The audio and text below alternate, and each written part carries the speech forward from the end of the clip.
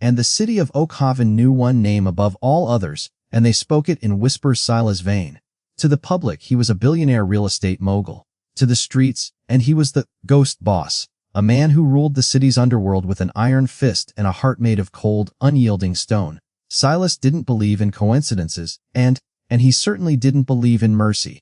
On this particular rainy Tuesday, Silas stood at the edge of a construction site in the poorest district of the city, and he looked at his gold watch, the diamonds catching the dim light of the street lamps.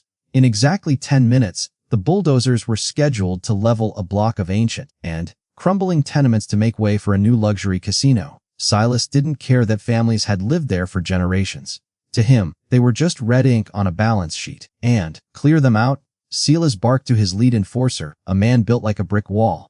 I don't care if they have nowhere to go. If they aren't out in 5 minutes, and bury them with the bricks.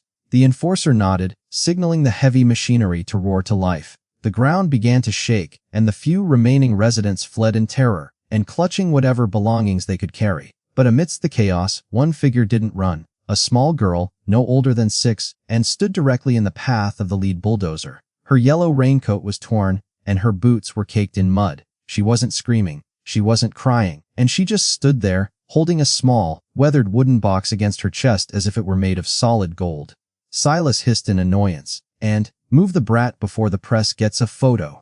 But as the enforcer approached her, the little girl stepped past him and walked straight up to Silas, and the bodyguards reached for their holsters. But Silas raised a hand, intrigued by the sheer defiance in the child's eyes. "You're the boss, aren't you?" the girl asked, and her voice small but steady. Silas smirked, a cold, predatory expression. "I am, and you're trespassing on my property, kid.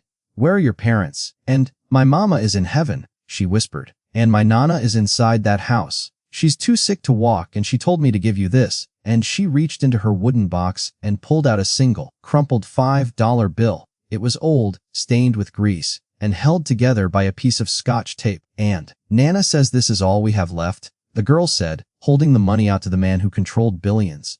"She said if I gave you this, and you might remember the boy who used to share a single piece of bread with his mother in the dark. She said to tell you, the debt is paid." Silas froze, and the cigar he was holding slipped from his fingers, landing in a puddle with a hiss. His heart, which hadn't felt a spark of emotion in 20 years, and suddenly felt like it was being squeezed by a vice. "What did you just say?" Silas asked, his voice cracking for the first time in his adult life, and the little girl looked at the bulldozer and then back at Silas. "She said your name isn't Silas, and she said your name is Little Bird, and she's been waiting for you to come home for 20 years.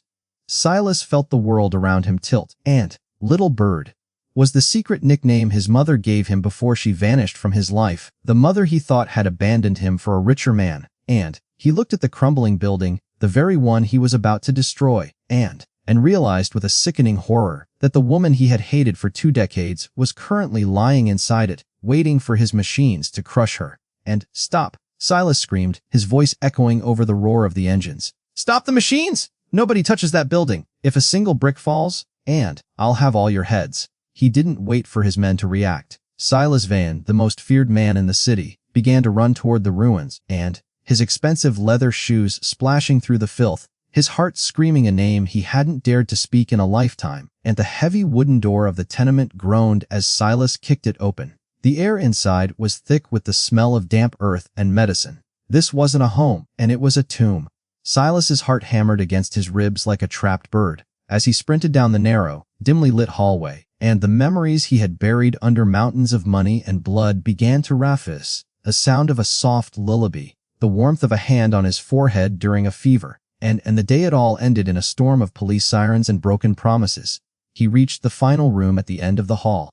The door was slightly ajar. Pushing it open, and he saw her. An elderly woman lay on a rusted metal cot, her frame so thin she barely made a ripple under the thin, tattered blanket. Her eyes were closed, and her skin the color of parchment. On the small bedside table sat a row of empty medicine bottles and a single, cracked photo frame. Silas approached the bed, and his footsteps heavy. He looked at the photo. It was a young woman holding a small boy with messy hair. The boy was him. But the woman, her face was tired, and yet her smile was the only light he remembered from his childhood. "My," Silas whispered. The word felt foreign, like a language he hadn't spoken in an eternity, and the woman's eyelids fluttered. When she opened them, Her gaze was milky, clouded by cataracts. She reached out a trembling hand, searching the air. Silas caught it, and her skin was freezing, but her grip was surprisingly firm.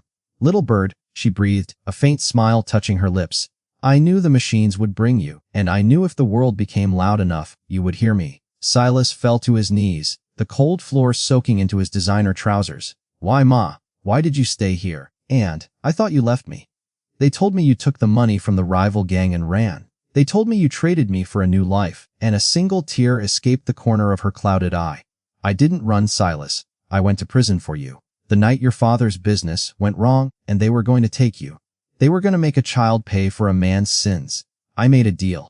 I took the fall so you could stay free, and I told the social workers to give you a new name, a new life, so the shadows of this family wouldn't find you." And Silas felt the world crumbling around him faster than any bulldozer could manage. His entire life, his anger, his rise to power, his ruthlessness, was built on a lie. And he had spent 20 years hating the only person who had ever truly loved him. "I looked for you," she continued, her voice growing weaker. "But you became so big and so powerful. I saw you on the news. I saw the Iron Heart, they called you. I wanted to come to you, but I was ashamed, and I didn't want the world to see that the great Silas Vane had a mother who lived in the dirt. I just wanted to see you one last time before the light went out." And Silas looked at the little girl, Aliya, who was standing in the doorway. She wasn't just a neighbor. She was the daughter of a woman his mother had taken in, and a child raised on stories of a hero named Silas who would one day come to save them all. "The debt isn't paid, Ma," Silas choked out, clutching her hand to his cheek. "And I'm the one who owes everything." He stood up, his eyes turning from grief to a terrifying protective fire.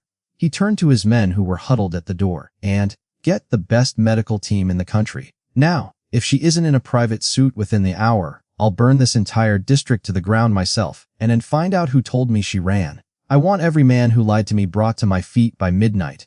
As the medics rushed in, Silas stayed by her side and holding the crumpled $5 bill. He had billions in the bank, but for the first time, he realized he had been a beggar his entire life. And if this story reminded you that no amount of success is worth more than a mother's prayer, please join our family by subscribing to Tail Canvas.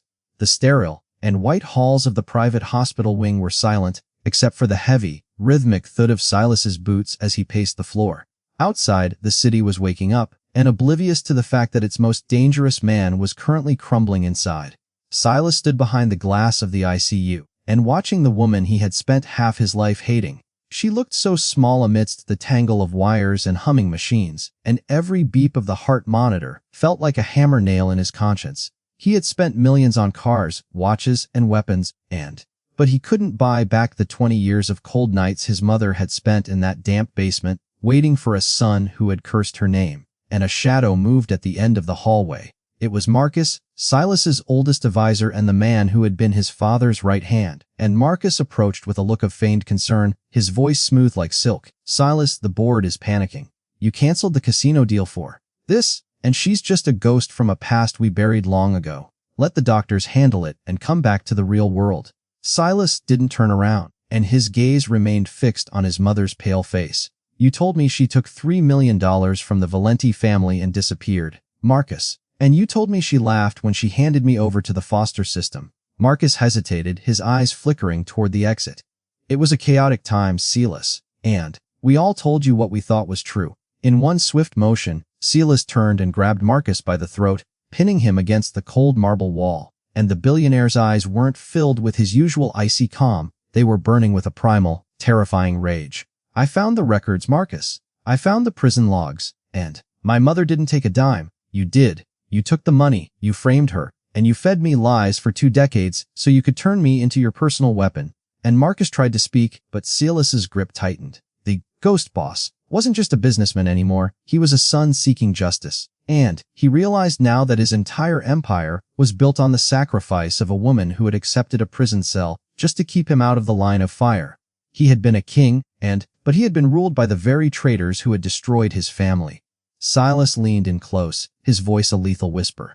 "I'm not going to kill you, Marcus, and that would be too easy. I'm going to take everything you ever stole from us, and then I'm going to make sure you spend the rest of your life in a cell just as dark as the one my mother occupied for me." And he dropped the man like a piece of trash and turned back to the glass.